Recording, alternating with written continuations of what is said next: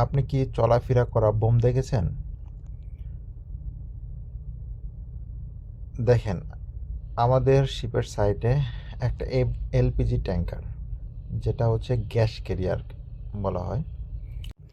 এটা হচ্ছে সমুদ্রের বুকে চলাফেরা করা একটা বোম।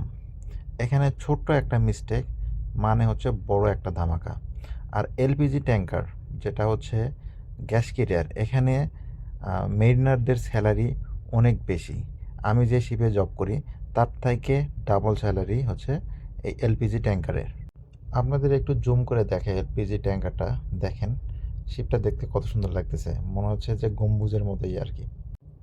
এর প্রত্যেকটা গম্বুজ একটা করে কার্গো চেম্বার, 5টা গম্বুজ, 5টা কার্গো চেম্বার, 5টা কার্গো হল।